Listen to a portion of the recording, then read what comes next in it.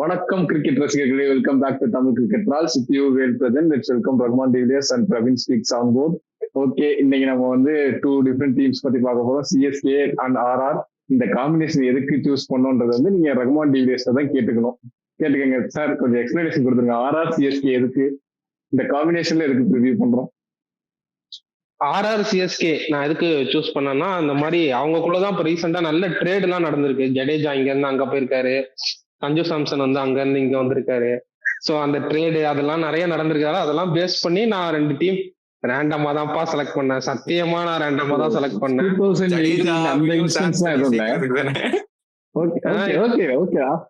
இதுக்கு நீங்க குத்தம்லாம் கண்டுபிடிச்சா வெளுத்து போடுவேன். சத்தியமாவே சொல்றேன். நான் ஒரு இது ரேண்டமா போட்டேன். அதுல வந்து ஆர்ஆர் சிஎஸ்கே எடுத்தேன். அதுல அந்த ட்ரேட் எல்லாம் நிறைய நடந்திருக்கு அப்படின்ட்டு எடுத்தேன். வேணாலும் கிளப்பி விடாதான் சொல்லிட்டேன். ஓகே ஓகே, நம்ம நீங்க ஃபர்ஸ்ட் ஆர்ஆர் பத்தி பாத்துடலாம், ராஜஸ்தான் ராயல்ஸ் பத்தி பாத்துடலாம். லேட்டர் நம்ம சிஎஸ்கே பத்தி பாத்துடலாம். போன வருஷம் ஆர்ஆர் எப்படி பண்ணாங்க அப்படின்ட்டு சொல்லிடுவோம். நம்ம பார்க்க போற ரெண்டு டீமுமே போன வருஷம் ஒரு சுமாரான ஐபிஎல் சீசன் தான். ஸோ ஆர்ஆர் வந்து பேசிக்கலி எடுத்தீங்கன்னா வந்து அவங்க ஸ்டார்டிங் ஏதோ கொஞ்சம் ஆரம்பிச்சாங்க. பட் அந்த ஹிட்மயரோட பொசிஷனு நிறைய மேட்சஸ் வந்து கொண்டு போயிருவாங்க. அந்த லெவல் வரையும் கொண்டு போயிட்டு ஃபினிஷ் பண்ண முடியாம நிறைய மேட்ச் வந்து அவங்க தோத்துட்டாங்க. பவுலிங்குமே அந்த அளவுக்கு எஃபெக்டிவா அந்த ரெண்டு ஸ்பின் ட்வின்ஸ் ஆஃப் ஸ்ரீலங்கா வச்சிருந்ததால அவங்களுக்கு வந்து அந்த ஃபாரின் ஆப்ஷனை மாற்ற முடியாத மாதிரி ஒரு சுச்சுவேஷன் வந்துருச்சு. ஒரு சைடு வந்து தீக்ஷனா, இன்னொரு சைடு வந்து அசரங்காங்கும் போது அந்த ஃபாரின் ஆப்ஷன் வந்து அங்க லாக் ஆயிருச்சு. ஸோ அது அவங்களுக்கு பெரிய பெரிய டிராபேக்கு. அதுக்கு முன்னாடி சீசன்லாம் இருக்குன்னா அஸ்வின் சகல்னு ரெண்டு இந்தியன் ஸ்பின்னர்ஸ் வச்சிருந்ததால அவங்களுக்கு அந்த கம்ஃபர்ட் இருந்துச்சு. பட் வந்து அதுவே ஃபாரின் ஸ்பின்னர், இந்தியாவில ஸ்பின்னுக்கு இல்லாத ரிசோர்ஸான்னு தெரியல, ஃபாரின் ஸ்பின்னர் அதுவும் ரெண்டு பேர் எடுத்து உள்ள வச்சு ரொம்ப அந்த இடத்துல மாட்டிக்கிட்டாங்க. ஸோ அதெல்லாம் வச்சு அவங்க வந்து போன வருஷம் குவாலிஃபை ஆகல. அகைன் இந்த சிம்ரான் இட்மைரோட ஸ்பாட்டு அவர் நிறைய லெட் டவுன் பண்ணிட்டாரு போன வருஷம். ஓகே மக்களே, அதுக்கு தான் நான் ஒரு டிஸ்க்ளைமர் போட்டுறேன். நம்ம ஆள் வந்து லாஸ்ட் இயர் வந்து ஆர்சிபிக்கும் ஜிடிக்கும் ரொம்ப சுத்திட்டு இருந்தாரு. இந்த வருஷம் புதுசா ஆர்ஆர் பக்கம் திரும்புறாரு. அதுவும் நான் சப்போர்ட் பண்ற டீம் சைடு. எதுக்குன்னு தான் தெரியல. இந்த கதை அவர் தான் சொல்லணும். இன்னும் நான் ஃபைனலா சொல்லல. நம்ம ப்ரெடிக்டட் 11ல பாத்துருவோம். Jaiswal, Suryavanshi very effective openers. Number 3 நாங்க ஷிம்ரான் இட்மர் போட்டிருக்கேன். பட் வந்து எனக்கு தெரிஞ்சு நம்பர் 3 ரியான் பராகே வருவார்னு நினைக்கிறேன். அந்த 3 லெஃப்ட் ஹேண்டர்ஸ் அந்த இதை பிரேக் பண்ணிட்டு நடுவில் வந்து ரியான் பராகே வருவார்னு நினைக்கிறேன். நம்பர் 4 வந்து ஷிம்ரான் இட்மயர். நம்பர் 5 டானோவன் ஃபெரேரா போட்டிருக்கேன். Number 6 Dhruv Jurel. Number 7 Ravindra Jadeja. Number 8ல வந்து நான் சாம் கரன் போட்டிருக்கேன். But unfortunately Sam Curran ruled out of IPL 2026. So அந்த ஸ்பாட் வந்து யாரை வச்சு ஃபில் பண்ணுவாங்க அப்படின்ட்டு தெரியல. அது நம்ம பேக்கப் பேசுவோம். ஃபர்ஸ்ட் இந்த பேட்டிங் ஸ்ட்ரென்த் பாத்துருவோம். பிரவீன் ப்ரோ சொல்லுங்க. நல்லா மஞ்சன்னு வந்திருக்கீங்க. எதுக்கு ப்ரோ எடுத்த உடனே என்ன பண்றது ப்ரோ? தோனி பிடிக்கும். அதுவும் இல்லாம லாஸ்ட் சீசன் அப்படி இப்படின்னு பயம் காட்டிட்டுலாம் இருக்காங்க. எல்லாரும் ஒரு இதுல வெயிட்டிங்லயே இருக்கும், யாரு எப்போ வருவாங்கன்ட்டு. நாளைக்கு ரோருக்கே வந்து இன்னும் பாதி பேரு அந்த வைப்லயே தான் உட்காந்துருக்காங்க. சரி ப்ரோ, இதுக்கு போவோம். ஃபர்ஸ்ட் எடுத்தோடனே நம்ம பார்த்தோம்னா ஜெய்ஸ்வால் என்ன சூரியவன்ஷி ஓபன் பண்ணுவாங்க. லாஸ்ட் டைமே வந்து என்னன்னா சின்ன பையனை இறக்கி விடுறாங்க அப்படின்ற மாதிரி. லைக் அந்த ஒரு அந்த ஃபர்ஸ்ட் அந்த போல்டான மூவுக்கே வந்து நம்ம அப்ரிஷியேட் பண்ணணும். அவங்க எடுக்கிறப்ப வந்து நம்ம நினைக்கவே இல்லை அவங்கள வந்து சான்ஸ் பிளேயிங் லெவல்ல போடுவாங்களான்ட்டு. பட் பிளேயிங் லெவல்ல போட்ட உடனே அந்த இம்பாக்ட் ஒரு மேட்ச், அந்த 100 அடிச்ச மேட்ச் எல்லாம் எந்த ஃபேனு எந்த டீம்லாம் இல்ல, எல்லாருமே எனக்கு தெரிஞ்சா நீங்க வைபவ் சூரியவன்ஷியை பறக்க விட்டுட்டு இருந்தாங்கன்னு நினைக்கிறேன் ஸ்டோரியில, இன்ஸ்டாகிராம் போஸ்ட்ல. அதுக்கப்புறம் அங்க இருந்துமே இந்தியா டீம் அண்டர் 19லயுமே வந்து நல்லா பெர்ஃபார்ம் பண்ணிருக்காரு. இப்போ மேபி அங்கங்க ஒரு மேட்ச் வந்து லைக் இதாயிருக்கு. பட் ஆனா கன்சிஸ்டன்டாவே வந்து அடிச்சாருலாம். எப்படி எல்லா ஃபார்மேட்டும் அவர் எந்த ஃபார்மேட் ஆனாலும் அது T20 மாதிரி தான் ஆடுறாரு. அதனால இப்ப கூட லைக் அண்டர் 19 வேர்ல்ட் கப்ல கூட பாத்துருப்போம். இங்கிலாந்து கூட வச்சு நல்லா பொலன்னு பிறந்திருப்பாரு. சோ அந்த இதுதான் ப்ரோ இவங்க ரெண்டு பேருக்கும் மாட்டிக்கிச்சுன்னா அந்த ஃபர்ஸ்ட் ஒரு 6 ஓவர்லயே அந்த 80 ரன் 100 ரன் அடிக்கிற கேப்பபிலிட்டி கண்டிப்பா இருக்கு. இவரை எனக்கு தெரிஞ்சு அவர் போறப்பவுமே எனக்கு தெரிஞ்சு அந்த அவங்களுக்கு ஃபுல்லா பர்மிட் பண்ணி தான் அனுப்புவாங்க. நீ போய் சுத்தி ஆடுன்ற மாதிரி தான் எனக்கு தெரிஞ்சு வைபவ் சூரியவன்ஷி வந்து ஆட போறாரு. ஜெய்ஸ்வாலுமே வந்து எனக்கு தெரிஞ்சு லைக் சிமிலர் அப்ரோச் போவாரு. ரெண்டு பேருக்கும் நல்லா மாட்டிச்சுன்னா ரெண்டு பேரும் அந்த ஃபர்ஸ்ட் 6 ஓவர் நல்லா மேக்ஸிமைஸ் பண்ண தான் பார்ப்பாங்க. சிம்ரான் இட்மயர் லாஸ்ட் டைம் வந்து லாஸ்ட்ல இறக்கி விட்டு பார்த்திருப்போம். அதுல வந்து அவரால் மேக்ஸிமம் ஒன்னும் கான்ட்ரிபியூட் பண்ணவே முடியல. ஆர்ஆர் வந்து போன வாட்டி நிறைய மேட்ச் ஜெயிச்சிருக்க வேண்டிய சொல்ல போனா. ஆர்சிபி கூட அந்த மேட்ச் வந்து ஜெயிச்சிருவாங்கன்னு நினைச்சா கடைசியில் எப்படிலாம் சொதப்பி புதுசா தோக்குறதுக்கு வழி கண்டுபிடிச்சு லாஸ்ட்ல வந்து அப்படி தோத்துதான் பார்த்திருப்போம். அதனால வந்து இந்த வாட்டி சிம்ரன் இட்மயருக்கு மேல ப்ரோமோட் பண்ணா நல்லா இருக்கும் தான் நினைக்கிறேன். நம்ம வெஸ்ட் இண்டீஸ்க்குமே பார்த்தோம். வெஸ்ட் இண்டீஸ்க்கு வந்து இப்ப மேல ஆடினாரு, நல்லாவே கான்ட்ரிபியூட் பண்ணியிருந்தாரு. சோ எனக்கு தெரிஞ்ச அவரோட கான்ட்ரிபியூஷன் இந்த வாட்டி நல்லா இருக்கும்னு நினைக்கிறேன். அண்ட் பராக் வந்து கேப்டன் ஆகிருக்காங்க. எனக்கு போன வாட்டி லைக் பெருசா ஒன்னும் இருக்கு டெலிவர் பண்ண முடியல. ஆனா நீங்க 2024 எடுத்து பாத்தீங்கன்னா அந்த நம்பர் 4 இறங்கி வந்து நல்லாவே பெர்ஃபார்ம் பண்ணிருப்பாரு. எனக்கு தெரிஞ்சு 400+ ரன்ஸ் நினைக்கிறேன். அந்த இதுல வந்து 4th டவுன் இறங்கி அவர் தான் வந்து மேக்ஸிமம் ரன் ஸ்கோர் பண்ணிருப்பாரு நினைக்கிறேன் 2024. எனக்கு தெரிஞ்ச மாதிரி இந்த ரெஸ்பான்சிபிலிட்டி கொடுத்துருக்காங்க. எனக்கு தெரிஞ்சு அவருக்கு போன சீசன் அவருக்கே வந்து டிசப்பாயிண்டிங்கா தான் இருந்திருக்கும். ஸோ எனக்கு தெரிஞ்சு அதை ரியலைஸ் பண்ணிட்டு இந்த வாட்டி இன்னும் கொஞ்சம் அவருமே பெட்டரா பண்ணுவாரு. அந்த கேப்டன் ரெஸ்பான்சிபிலிட்டியோட இன்னும் கொஞ்சம் நல்லா பெர்ஃபார்ம் பண்ணுவாருன்னு நினைக்கிறேன். த்ரூ ஜுரல் பார்த்தா போன வாட்டி வந்து எனக்கு தெரிஞ்சு த்ரூ ஜுரலுக்கு பெஸ்ட் சீசனா பார்த்தா இல்ல. ஏன்னா அவருமே வந்து நல்ல ப்ராமிஸ் காமிச்சாரு அந்த போன வருஷத்துக்கு முந்தைய சீசன். போன வருஷம் ஆடினாரு, பட் அகெயின் எனக்கு தெரிஞ்சு பெருசா எதுவும் டெலிவர் பண்ண முடியல. எனக்கு தெரிஞ்சு அவர் ஆனா அவரோட கேப்பபிலிட்டி அவர் காமிச்ச ப்ராமிஸ்க்கு வந்து அவர் வந்து போன சீசன் பெர்ஃபார்ம் பண்றது வே மோர் கேப்பபிள் தான். ஸோ இந்த வாட்டியுமே எனக்கு தெரிஞ்சு அவர் நல்லா பண்ணணும். எனக்கு தெரிஞ்சு ஆர்ஆர் யூனிட் வந்து நல்லா பண்ண போறாங்கன்னா ஒரு பிளேயரால பண்ண முடியாது. இந்த வாட்டி நிறைய வந்து இந்தியன் டேலண்ட்ஸ் இருக்காங்க. உங்களுக்கு சொல்ல போனா நீங்க பார்த்தா யங் இந்தியன் டேலண்ட்ஸ் இருக்காங்க. ஸோ இவங்க எல்லாருமே வந்து சேர்ந்து பண்ணா நல்லா இருக்கும்னு நினைக்கிறேன். அந்த இதுல வந்து த்ரூ ஜுரல் இந்த வாட்டி ஸ்டெப் அப் பண்ணி அவரும் நல்லா கான்ட்ரிபியூட் பண்ணா நல்லா இருக்கும்னு நினைக்கிறேன். அண்ட் ஜடேஜா ஒரு பெரிய மூவ். அது அந்த எமோஷன்லாம் கரெக்டா இருக்கும். மஞ்சள் கலர் ஜெர்சி எல்லாம் போட்டுருங்க. நானே வந்து என்னடா ஆச்சு இது எப்படி நடந்துச்சுன்ற மாதிரி இருக்கும். பட் அகெயின் நடந்துருச்சு. ஏன்னா அங்க போனாலுமே ஜடேஜாவுக்கு ஒரு பக்கம் சிஎஸ்கே வந்து சப்போர்ட் பண்ணிட்டு இருப்பாங்கன்னு நினைக்கிறேன். அந்த இதெல்லாம் போக போகுது. ஜடேஜா நம்மளுக்கு எப்பவுமே தெரியும். ஆர்ஆர் வந்து எனக்கு தெரிஞ்சு போன வாட்டி எனக்கு அது போனது மெயின் ரீசன். ஏன்னா அவங்களுக்கு போன வாட்டி பினிஷிங் தான் ரொம்ப அவங்களுக்கு லேக் ஆச்சு. பாத்தீங்கன்னா நிறைய மேட்ச் அந்த பினிஷ் பண்ண முடியாம தான் தோத்துருப்பாங்க. ஸோ அந்த இதில் தான் வந்து அந்த மூவ் போனதுக்கே அதான் ரீசன் நினைக்கிறேன். சாம்சன் அண்ட் ஜடேஜா வந்து அந்த பினிஷிங் ஸ்பாட் வந்து இன்னும் கொஞ்சமே நல்லா இருக்கும்ன்ற மாதிரி தான் போயிருப்பாங்கன்னு நினைக்கிறேன். அந்த இதுல வந்திருக்காரு. கண்டிப்பா எனக்கு தெரிஞ்சு ப்ராமிசிங்கா இருப்பாரு, நல்லா பண்ணுவாருன்னு தான் நினைக்கிறேன். அதுவும் ஸ்டார்ட் பண்ணதே அவர் ஆர்ஆர்ல தான். ஸோ திரும்ப அவருக்கு அந்த ரீயூனியன் மாதிரி தான் அங்க போயிட்டு இன்னும் நல்லா பண்ணுவார்னு நினைக்கிறேன்.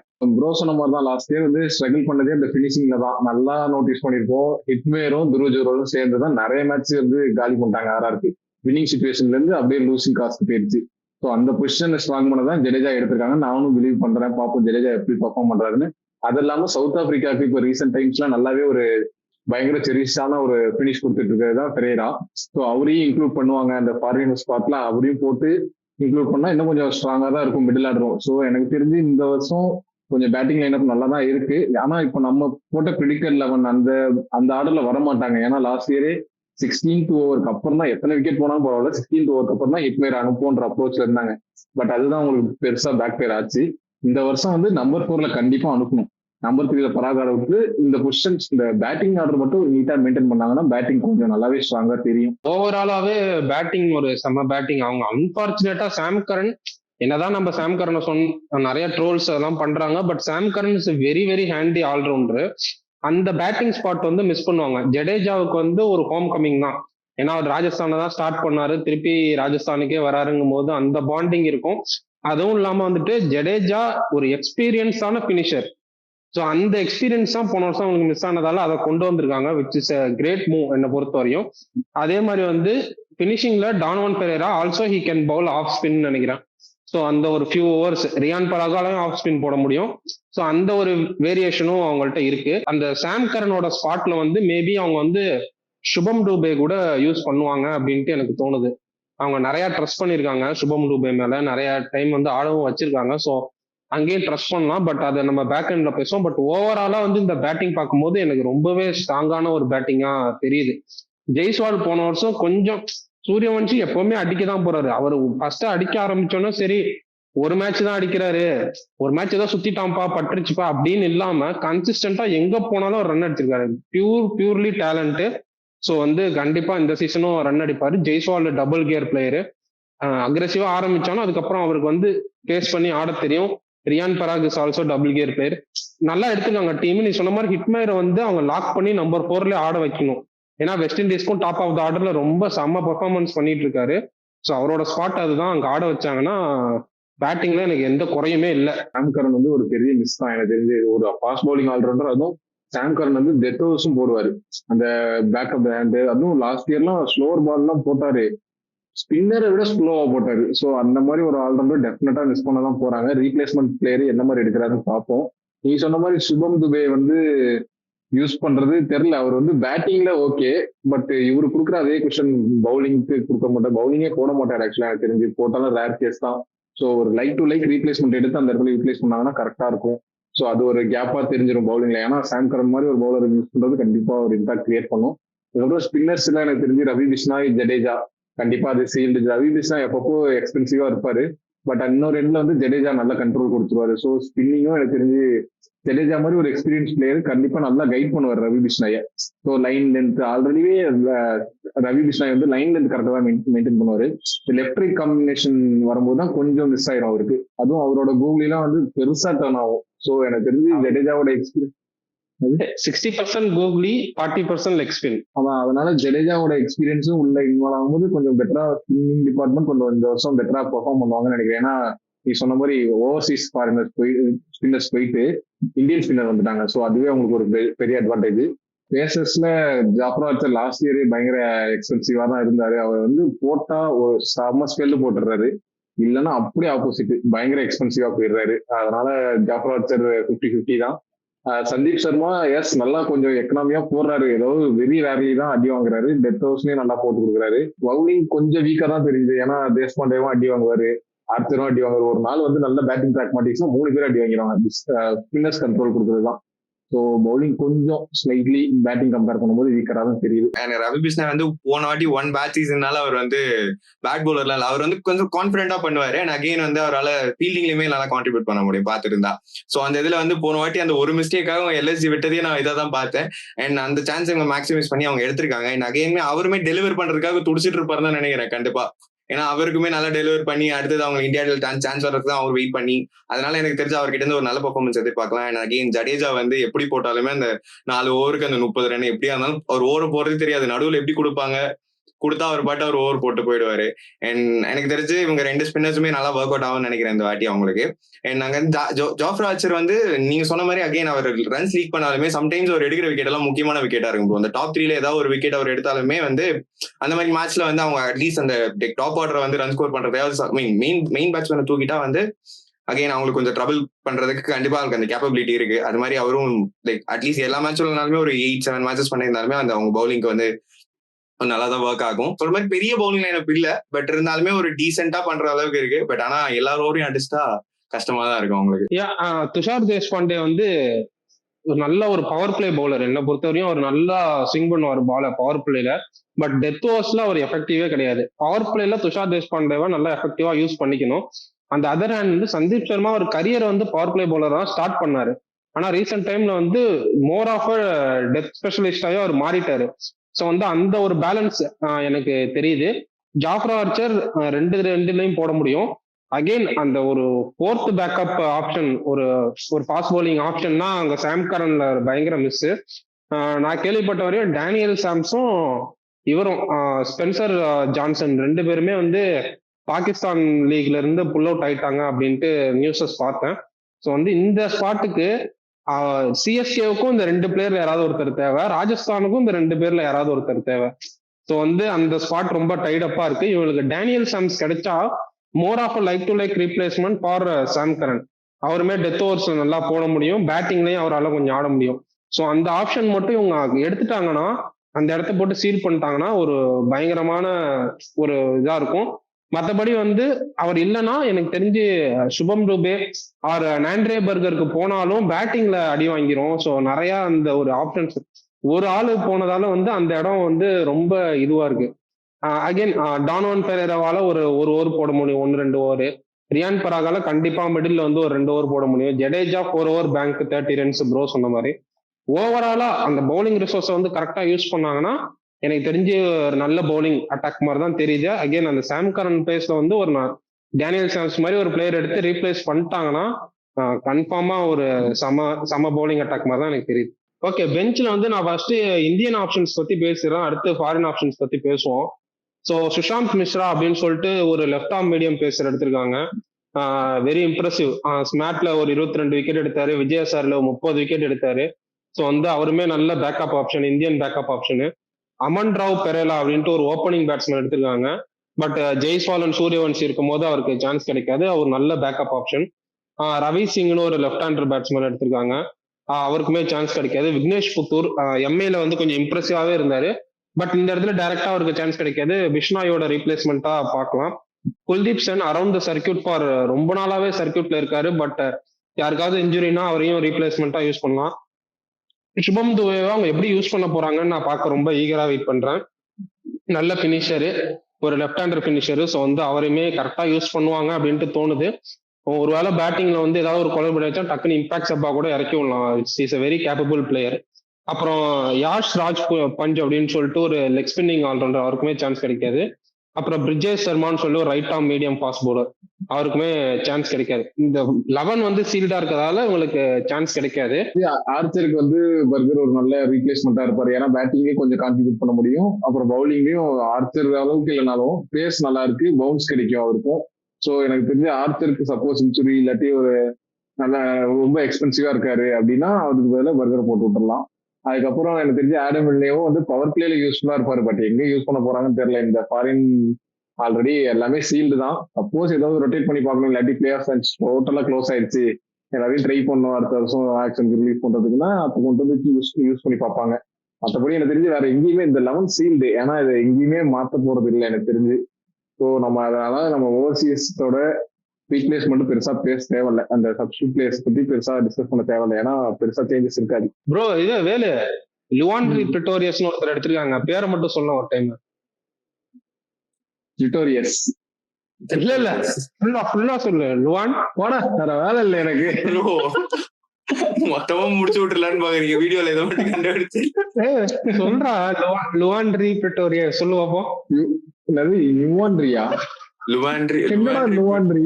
லுவாண்ட்ரி போட்டா கூட நான் பார்த்து படிச்சிருவேன். நீ சொன்னா நீங்க சொல்லாதீங்க, இதுல காமிங்க, இமேஜ்ல காமிங்க, ஜூம் பண்ணி. லுவாண்ட்ரி பிரிட்டோரியஸ் கரெக்டா தான் சொல்றேன். போடா, லுவாண்ட்ரி பிரிட்டோரியஸ் ஏதோ ஒருத்தன் விடு. லுவாண்ட்ரி பிரிட்டோரியஸ் வந்து அவருமே ஒரு நல்ல backup option for Donovan Ferreira. Playoff chances for Rajasthan Royals போயிருவோம். பிரவீன் ப்ரோ சொல்லுங்க.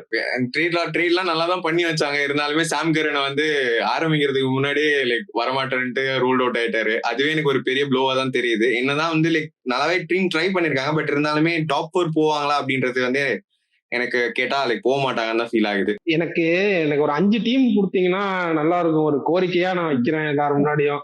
5 இல்ல 4 ஐபிஎல்ங்கிறது ஒரு 10 டீம் டோர்னமெண்ட், அதுல ஒரு 5 டீம் சொன்னா கொஞ்சம் எஃபெக்டிவா இருக்கும். அந்த ஒரு கன்சர்ன் வந்து கொடுங்க. கெஞ்சி கேட்கிறேன் ப்ளீஸ். எனக்கு என்னமோ ஃபர்ஸ்ட்ல இருந்தே நம்ம இந்த ஆக்ஷன்லாம் முடிஞ்சப்போ போன்ல பேசும்போது நான் சொன்னேன், ராஜஸ்தான் வந்து இந்த வருஷம் எனக்கு தெரிஞ்சு பயங்கரமா பண்ண போறாங்கன்னு தோணுது, எல்லா பேசஸும் கவர்டா வச்சிருக்காங்கன்னு. எனக்கு அதே மாதிரி பஞ்சாபும் தோணுது. ஏன்னா நான் வந்து மும்பை சொல்லிட்டேன், டிசி கன்ஃபார்ம் சொல்லிட்டேன், அகைன் வந்து ஆர்சிபி கன்ஃபார்ம். அந்த ஒரு ஸ்பாட்டுக்கு வந்து ராஜஸ்தான் ஆர் பஞ்சாப்னு ரொம்ப யோசிச்சுட்டே இருக்கேன். பட் வந்து I will go with Rajasthan. So வந்து இந்த வருஷம் ஏன்னா வந்து இப்போ அவங்க நல்லா பண்ணி எனக்கு தெரிஞ்சு ரொம்ப நாள் ஆன மாதிரி ஒரு ஃபீலா இருக்கு. ஸோ வந்து குவாலிட்டி சைடு, யங் சைடு நல்லா இருக்கு. அவங்கள பார்க்கவே கொஞ்சம் நல்லா இருக்கு இந்த வருஷம். ரியான் பராக் கேப்டன்சில எனக்கு கொஞ்சம் எப்படி பண்ணுவாரு அதெல்லாம் நான் வெயிட் பண்ணி பார்க்கணும். But overall as a team வந்து இந்த வருஷம் நல்லா எடுத்திருக்காங்க. ஸோ வந்து ராஜஸ்தான் இந்த வருஷம் உள்ள போவாங்க அப்படின்ட்டு எனக்கு தோணுது. பஞ்சாபுமே பயங்கரமா இருக்காங்கடா, மாட்டிட்டே இருப்பாங்க. ஓகே, என்னோட ப்ரிடிக்ஷன் என்னன்னா ஆர்ஆர் பிளே ஆஃப்ஸ்குள்ள வரணும் தான் என்னோட ஆசையும். ப்ரிடிக்ஷனும் வந்துருவாங்கன்னு தான் நான் நினைக்கிறேன். ஏன்னா பேட்டிங் நல்லாவே வச்சிருக்காங்க. பவுலிங்ல இருந்த பேசஸ் மட்டும் தான் கொஞ்சம் கன்சர்னா தெரியுது. எல்லாரும் ஒரு 8-9 எக்கனாமில போட்டாங்கன்னா கொஞ்சம் பேட்டிங் வச்சு மேனேஜ் பண்ணிக்கலாம். டபுள் டிஜிட் எக்கனாமி போகாத வரையும் இந்த டீம் கொஞ்சம் கண்டிப்பா சர்வை பண்ணி பிளே ஆஃப் வந்து கொஞ்சம் டஃப் கொடுப்பாங்கன்னு நான் எதிர்பார்க்கிறேன். பார்க்கலாம். சரி, ஓகே, நம்ம இதோட ஆர்ஆர் டிஸ்கஷன் முடிச்சுட்டு நம்ம மஞ்சள் சொக்கா சிஎஸ்கே பத்தி பேச ஆரம்பிச்சிடலாமா? சிஎஸ்கே பத்தி பேச ஆரம்பிக்கிறது, நான் வந்து ரொம்ப ரொம்ப வருஷமா சிஎஸ்கே ஃபேனா இருக்கேன். ரகுமான் டிவிலியர்ஸ் ஸ்டார்ட் பண்ணலாம். உடனேதான் திட்டுவாங்க கமெண்ட்ஸ்ல. என்ன திட்ட மாட்டாங்க, ஏன்னா தெரிஞ்ச விஷயம். மஞ்சள் படை வந்து ஒரு டைமும் செம்ம டீம் பயங்கரமா வராங்க. அவங்களுக்கு அந்த அவங்களோட ரிசோர்ஸ் வந்து அவங்களுக்கு எப்படி யூஸ் பண்ணணும்ட்டு சிஎஸ்கே மேனேஜ்மெண்ட் வந்து நல்லாவே தெரியும். பட் இந்த வருஷம் வந்து ஆக்ஷன்ல வந்து ட்ரேட்லாம் பண்ணி சாம்சங்லாம் எடுத்துட்டாங்க. பெரிய ப்ளோ அவங்களுக்கு வந்து நேத்தன் எலிஸ் வெளில போனது. ஸோ அதை பத்தி நம்ம டிஸ்கஸ் பண்ணுவோம். பட் ஓவராலா வந்து ஒரு நல்ல ஸ்குவாட், நல்ல ஒரு பேட்டிங் ஸ்குவாடா பிக் பண்ணிருக்காங்க. ஸோ வந்து நம்ம பிளேயிங் 11 பார்க்கும்போது பார்த்துருவோம். பிளேயிங் 11 வந்து Sanju Samson opening with Ayush Mhatre, Ruturaj Gaikwad at number 3, Dewald Brevis at number 4, Shivam Dube at 5, Urvil Patel or Kartik சர்மான்னு போட்டிருக்கேன். யார் ஆடுவாங்கன்னு தெரியல, இதுல ஸ்லாஷ் தோனின்னு கூட போட்டுக்கலாம். அதுக்கப்புறமேட்டு பிரசாந்த் வீர் ஒரு 14 crores கொடுத்து வாங்கினாங்க. கார்த்திக் சர்மாவும் 14 crores இன்வெஸ்ட் பண்ணி வாங்கினாங்க. அதுக்கப்புறம் ஜேமி ஓவர்டன் போட்டிருக்கேன். இதான் அவங்க பேட்டிங் ஆர்டர். ஓகே, எனக்கு ஃபர்ஸ்ட் இந்த ப்ரெடிகேட் பிளேயிங் லெவன் பார்க்கும்போதே ஒரு பயங்கர ஒரு டிராஸ்டிக் சேஞ்ச் தெரியுது சிஎஸ்கேவோட லைன் அப். ஏன்னா Dhoni missing, Jadeja missing. So பார்க்கலாம், இந்த வருஷம் தான் தோனி வந்து இம்பாக்ட் பிளேயர் தான் ஆடுவார்னு நினைக்கிறேன். ஒரு சேப்பாக்கில் நடக்கிற மேட்சஸ் மட்டும் மோஸ்ட்லி விளையாடுவார்னு நினைக்கிறேன். வெயிட் பண்ணி பார்க்கலாம். மற்றபடி பேட்டிங்ல வந்து எனக்கு தெரிஞ்சு எங்கேயுமே லூப் ஹோல் தெரியல. ஏன்னா சஞ்சு சாம்சன் இப்போ ரீசெண்டா செம ஃபார்ம்ல இருக்காரு. அதுவும் இல்லாம எல்லா வருஷமும் ஒரு ஐபிஎல்ல வந்து ஸ்டார்டிங்ல சூப்பரா ஃபர்ஸ்ட் ஹாஃப் வந்து சூப்பரா ஆடிடுறாரு. போக தான் கொஞ்சம் ஃபார்ம்ல கொஞ்சம் இது தெரியும், டிராப் தெரியும். மற்றபடி அவர் நல்லா ஆடி கொடுத்துருவாரு. ஸோ ஓப்பனிங் வந்து எனக்கு தெரிஞ்சு நல்லா இருக்கு. ஆயுஷ் மாத்திரி பிளஸ் சஞ்சு சாம்சன் கூட ஒரு டபுள் பிளேயர். ஸோ ஸ்லோவா ஸ்டார்ட் பண்ணி நல்லா முடிக்கிற பிளேயரு. ஆயுஷ் மாத்திரி வந்து பவர் பிளேயர் சூப்பரா யூஸ் பண்ணுவாரு. கரெக்டா இன்ஃபீல்ட மட்டும் கிளியர் பண்ணி பவுண்டரிஸ் கிளியர் பண்ணிட்டே இருப்பாரு. ஸோ நல்ல காம்பினேஷனா இருக்கும். பவர் பிளேஸ் வந்து பவுலர்ஸ்க்கு ஒரு ஹெட்டேக்கா இருக்கும். ஏன்னா இவர் நல்லா பிளேஸ் பண்ணுவார் சஞ்சு சாம்சன். ஆயுஷ் மாத்திரை வந்து இன்ஃபீல்டுக்கு கிளியர் பண்ணிடுவாரு. ஸோ இது ஒரு நல்ல காம்பினேஷனா இருக்கு. அதுக்கப்புறம் நம்பர் 3ல வந்து ருத்ராஜ் கைக்வாட். லாஸ்ட் இயரே பார்த்தோம், ருத்ராஜ் கைக்வாட் வந்து ஒரு நல்ல ஸ்ட்ரைக் ரேட் விளாண்டாரு. எஸ், அவர் கன்சிஸ்டன்டா அடிப்பாரு நம்ம எல்லாருக்கும் தெரியும். But strike rate last year வந்து ஒரு செம்ம டிஃபரன்ஸ் இருந்தது. 150க்கு மேலதான் எல்லா மேட்சுமே பண்ணார். வெரி ரேர்லி கொஞ்சம் ஸ்லோவா ஆடினாரு. ஸோ அந்த டாப் 3 வந்து பயங்கர சூப்பரா இருக்கு. என்னன்னா இங்க வந்து லெஃப்ட் ஹேண்டர்ஸ் மிஸ் ஆகுறாங்க. எப்பயுமே நம்ம சிஎஸ்கேல என்ன பார்ப்போம்னா அந்த டாப் 2ல வந்து கண்டிப்பா ஒரு ஓவர்சீஸ் லெஃப்ட் ஹேண்டர், ஒரு நல்ல ஓவர்சீஸ் பிளேயர் இருப்பாங்க. சிஎஸ்கேனா எப்பயுமே அப்படி இருக்கும். இந்த வருஷம் வந்து அதை பார்க்க முடியல. ஒரு லெஃப்ட் ஹேண்டர் இல்ல, ஒரு கிளாசி லெஃப்ட் ஹேண்டர் மிஸ் ஆகுது. நம்பர் 4 வந்து டிவால் பிரீவிஸ். அவர் வந்து ரொம்ப ஷார்ட் டைம்ல ஒரு எல்லோ ஆர்மியே பிடிச்சிட்டாரு, எல்லாரையும் கவர் பண்ணிட்டாரு. ஸோ நல்ல ஃபேன் பேஸும் கிரியேட் ஆயிடுச்சு. அவர் நல்லாவும் பெர்ஃபார்ம் பண்றாரு. சவுத் ஆப்பிரிக்காவுக்கும் ஒரு லாங் கேப்க்கு அப்புறம் திரும்பி அவருக்கு சான்ஸ் கிடைச்சது, அங்கேயும் நல்லா ப்ரூவ் பண்ணாரு. ஸோ எனக்கு தெரிஞ்சு டாப் 4மே வந்து ரைட் ஹேண்டரா இருக்கு. அது மட்டும்தான் ஒரே ஒரு நெகட்டிவா எனக்கு தோணுது. மற்றபடி எல்லாமே பாசிட்டிவ் தான். அதுக்கப்புறம் சிக்ஸர் தூபே வந்துருவாரு. அவருமே ரீசெண்டா செம ஃபார்ம்ல இருக்காரு. Unsung hero of India for world cup. So எல்லாமே வந்து பயங்கரமா இருக்கு. பேட்டிங் லைனப் வந்து சொல்லவே தேவை. அப்புறம் ஊர்வில் பட்டேலுமே லாஸ்ட் இயர் பயங்கர பவர்ஃபுல்லா, எப்படி சொல்றது, ரொம்ப பயங்கர ஸ்ட்ரைக் ரேட்ல ஆடினாரு. அவருமே ப்ரூவன் தான். ஒரு எனக்கு தெரிஞ்சு 3 மேட்சஸோ 4 மேட்சஸோ ஆடினாரு. எல்லா மேட்சுமே நல்லா டீசென்ட் ஸ்டார்ட் கொடுத்தாரு. ஒரு மேட்ச் மட்டும் டக் அவுட் ஆயிட்டாருன்னு நினைக்கிறேன். ஸோ அவருமே நல்லா யூஸ் பண்ணலாம். எனக்கு தெரிஞ்சு டாப் 5 வந்து சூப்பரா இருக்கு. ஒரு லெஃப்ட் ஹேண்டர் மிஸ்ஸிங், அது மட்டும் தான் எனக்கு பெரிய கன்சர்னா தெரியுது. ஏன்னா பேக்கப்லயும் பெருசா ஓப்பனிங்க்கு லெஃப்ட் ஹேண்டர் ஆடுற பொசிஷன் யாருமே இல்லாத மாதிரி தான் இருக்கு. ஒரு வாட்டி வந்து அந்த இன்ஜுரி ரிப்ளேஸ்மெண்ட் கொஞ்சம் பேர் வெளியில போனாங்க. எப்பவுமே அது நடக்கிறப்போ ஒரு டீமுக்கு வந்து நம்ம நெகட்டிவா தான் போய் பார்த்திருப்போம். சிஎஸ்கேக்கு அப்படி ரிவர்ஸ் ஆயிடுச்சு. என்னன்னா லைக் எப்பவுமே அவங்க அந்த ட்ரெடிஷன், அந்த மைண்ட் செட்டை விட்டுட்டு போன வாட்டி வந்து யங் டேலண்ட்ஸ்க்கு போயிருந்தாங்க. அது வந்து நம்ம பார்த்ததுலயே வந்து ஒரு பெரிய டிஃபரன்ஸா இருக்கும். சிஎஸ்கேவோட இத்தனை வருஷம் அவங்க ஹிஸ்டரியில பாத்துருந்தா அப்படி வந்ததுதான் நம்ம பார்த்தா டெவால் பிரேவிஸ் எடுத்திருந்தாங்க, ஆயுஷ் மாத்திரை எடுத்திருந்தாங்க, ஊரில் பட்டேல். இவங்க வந்த 3 பேருமே போன சீசன்லயே லைக் ஒரு நல்லாவே விளையாடினாங்க.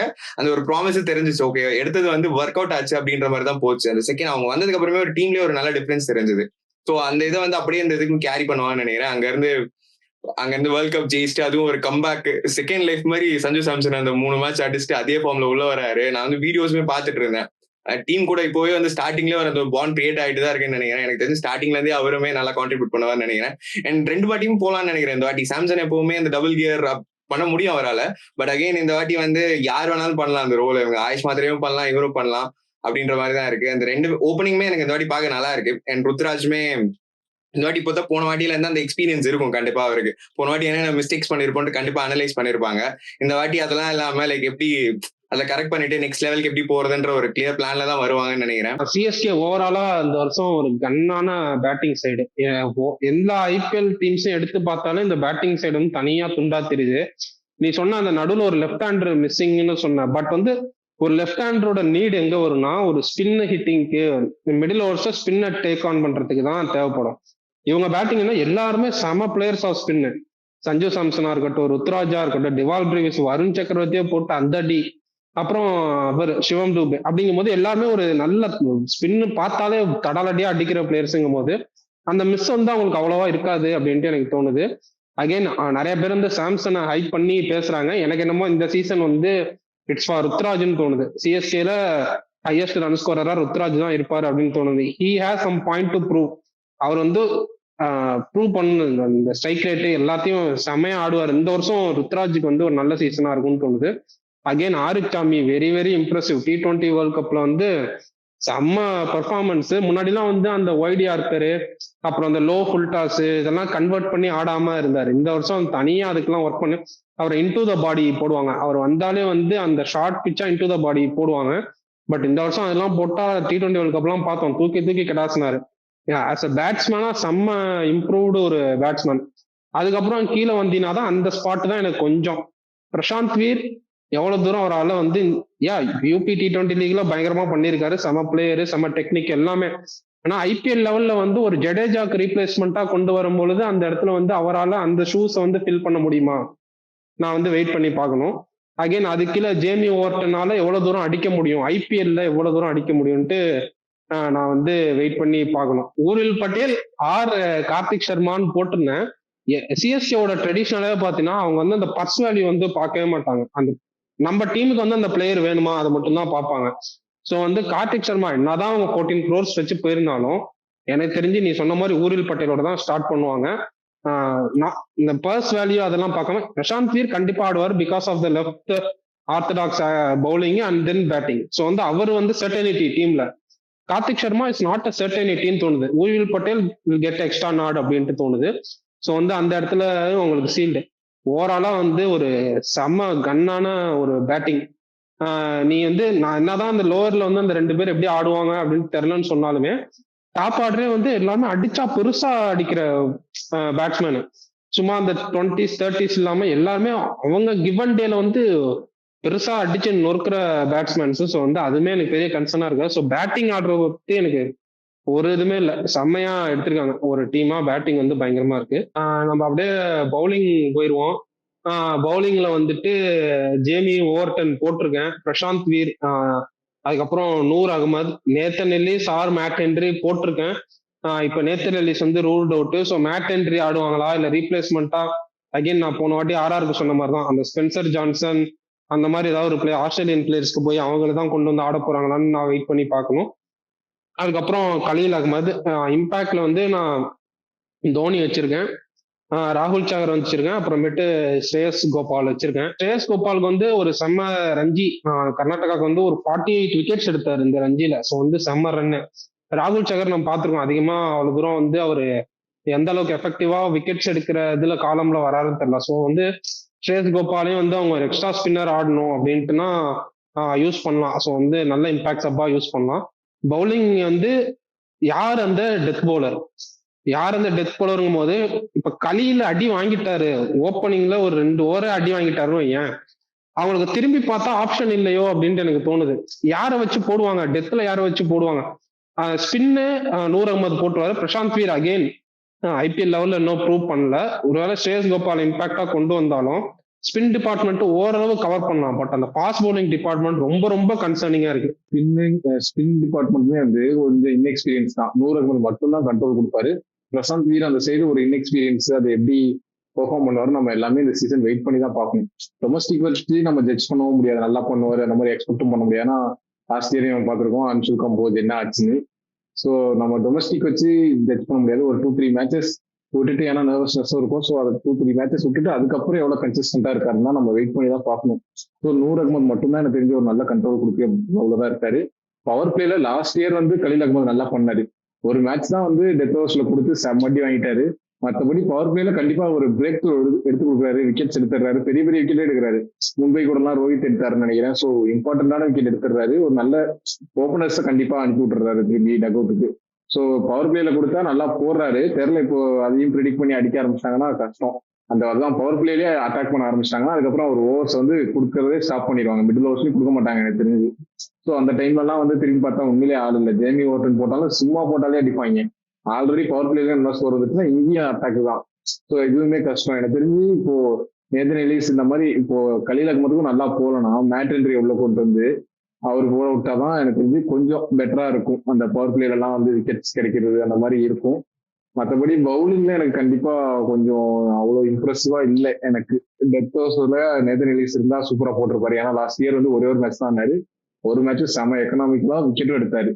இந்த வருஷம் அவர் கண்டிப்பா இருந்திருக்கும். இந்த வருஷம் தான் ஆக்சுவலா சிஎஸ்கேக்கு நீடே. ஏன்னா போன வருஷம் ஃபுல்லா ஹெவிலி டிபெண்ட் ஆன் பத்திரானா. இந்த வருஷம் பத்திரானாவே விட்டுட்டாங்க இவர் நம்பி. இப்ப இவரும் இல்ல, யாரை ரீப்ளேஸ்மெண்டா எடுத்து எப்படி மேனேஜ் பண்ண போறாங்கன்னு தெரியல. அவங்க எப்படியும் Khaleel Ahmed and Matt Henry தான் போறாங்கன்னு நினைக்கிறேன். எனக்கு என்னமோ ஒரு சைட்ல வந்து இவங்களுக்கு ஒர்க் ஆச்சுன்னா நல்லாவே ஒர்க் ஆயிடும். நீங்க சொல்ல அடி வாங்கினா மட்டும்தான். மத்தபடி வந்து இவங்க 2 பேருமே வந்து போன வாட்டி நீங்க சொன்ன கலீல் அகமது நிறைய விக்கெட்ஸ் எடுத்து பார்த்தோம். அண்ட் மேட் ஹென்ரியுமே இன்டர்நேஷனல்ல பார்த்தா அவருமே சம்டைம்ஸ் லைக் நிறைய க்ரூஷியல் விக்கெட்ஸ் எல்லாம் எடுத்திருக்காரு. இந்த ரோஹித் சர்மா கூட ஒரு வாட்டி லைக் டிஸ்மிஸ் பண்ணி பார்த்திருக்கோம். அண்ட் முக்கியமான விக்கெட்ஸ் லைக் ரோஹித் சர்மா இல்ல நிறைய விக்கெட்ஸ் முக்கியமான டைம்ல அவர் எடுத்து ஸ்டார்டிங்ல இந்த ஸ்டார்ட் ஓவர்ஸ்ல கொடுத்தா அப்பவே ஒரு விக்கெட் வந்த மாதிரி பாத்திருக்கேன். சோ இவங்க 2 பேருக்கு ஒரு நல்ல ரிதம் கிடைச்சதுன்னா அந்த ஃபர்ஸ்ட் ஒரு 6 ஓவர்லயே வந்து எனக்கு தெரிஞ்சு விக்கெட் எடுக்கிற கேப்பபிலிட்டி 2 பேருக்கு இருக்கு. இன்னிங் டிபார்ட்மெண்ட்ல பார்த்தா நூர் அகமது போனதுலயே வந்து அவர் அந்த லைக் ஒரு பெரிய பிரைஸ் எடுத்ததுக்கு வந்து கண்டிப்பா அந்த வேல்யூ வந்து கொடுத்திருக்காரு சிஎஸ்கேக்கு. லைக் நூர் அகமதுனாலே போன வாட்டி வந்து ஒரு நல்ல பவுலிங் அப்படின்ற மாதிரி தான் அந்த ஸ்டார்ட்ல இருந்தே என் வரைக்குமே அந்த டோர்னமெண்டே ஒரு நல்ல டோர்னமெண்டா போச்சு அவருக்கு.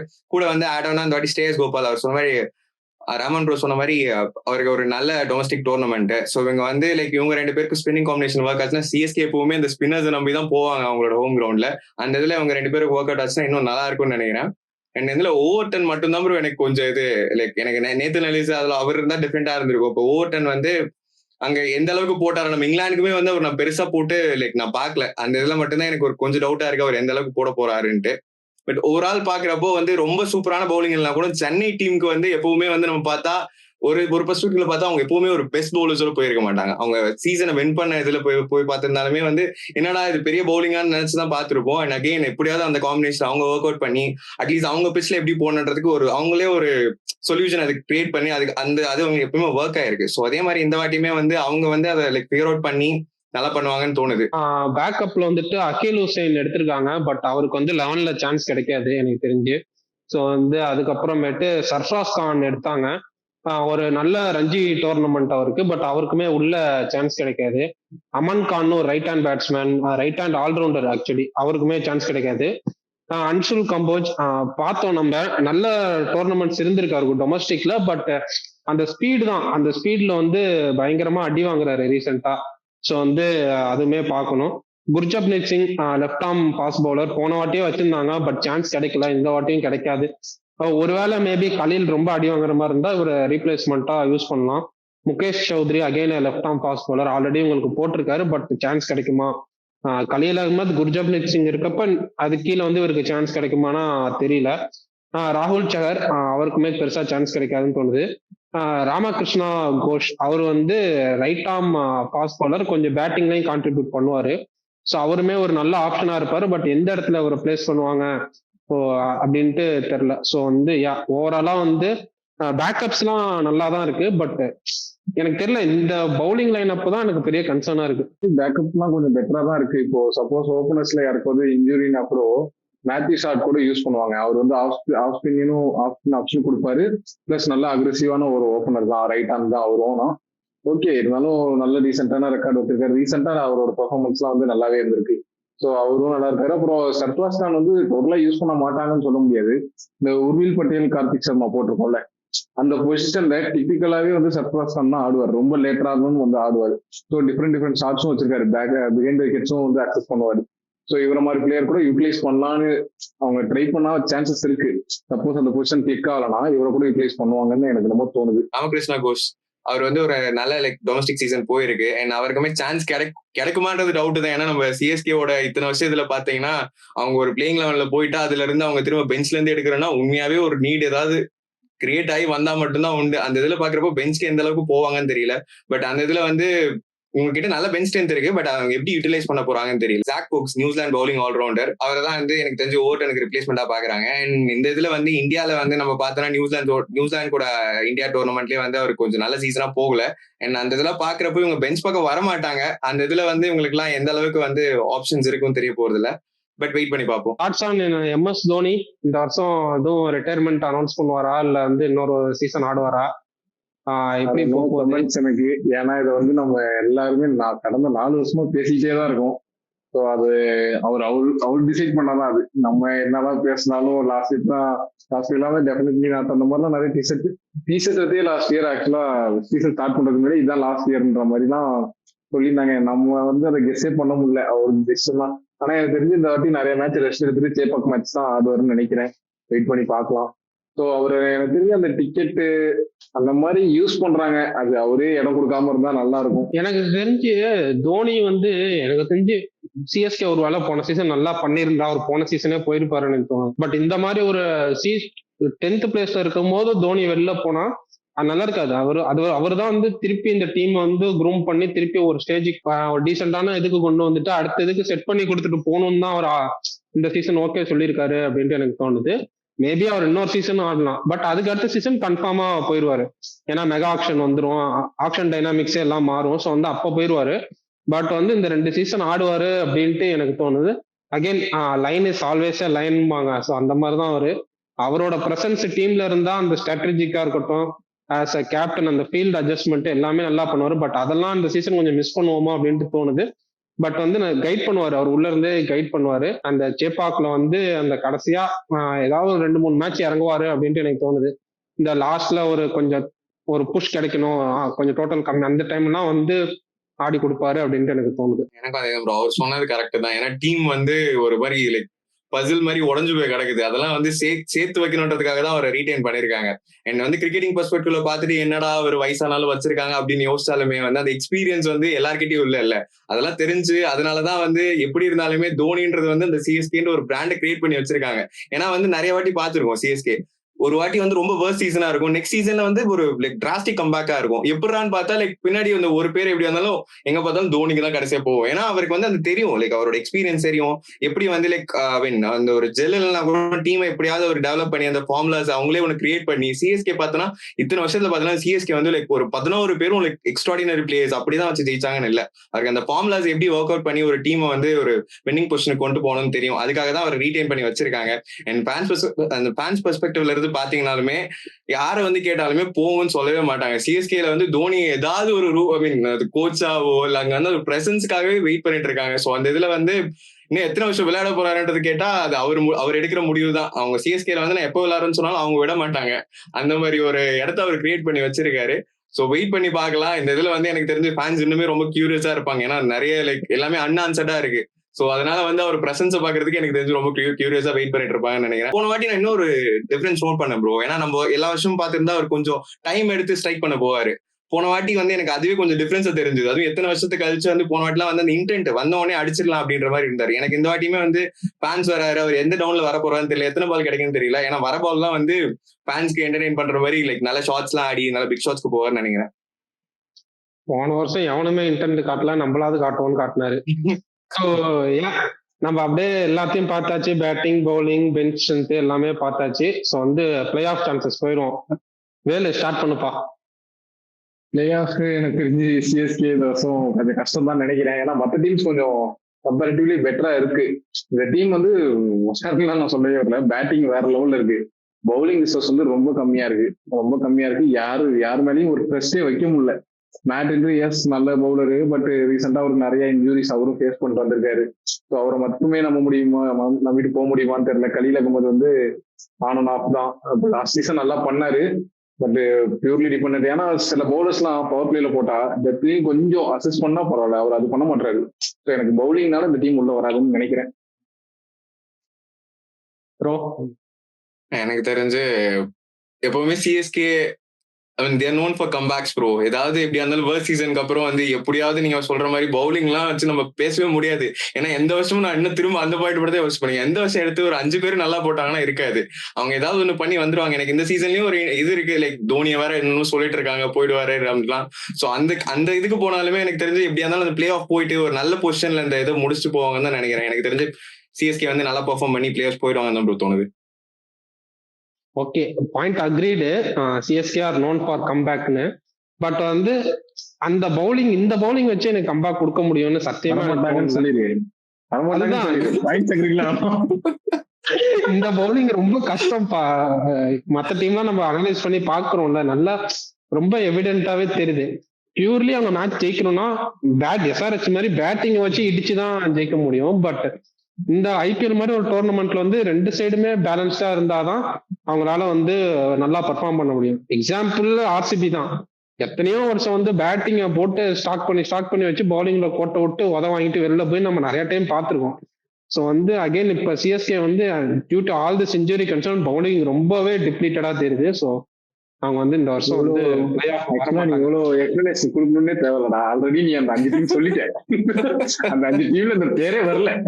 எவ்வளவு எக்ஸ்பிளைன் பண்ணாலும் இல்லடா, ஒரு ரீசன் சொல்லணும்ல, எதனால நம்ம இதை சொல்றோம்ட்டு. லாஸ்ட் இயர் நான் சொல்லியிருந்தேன் வருவாங்கன்னு, என்ன ஏமாத்திட்டாங்க. இந்த இயர் எனக்கு ஜெனியூனாவே வரமாட்டாங்கன்னு தோணுது. ஸோ பாப்போம் எப்படி பண்றாங்கன்ட்டு. So yeah, with that note we come to one conclusion of this video. So வந்து வரமாட்டாங்கன்னு சொன்ன என்னையும் வேலையும் கமெண்ட்ஸ்ல போட்டு அடிங்க, வருவாங்கன்னு சொன்ன பிரவீன் ப்ரோக்கு மஞ்சா ஆட்டு விடுங்க. Will see you in next video. Until then, bye from Rahman D. Villiers, Velprajan and Praveen Bro.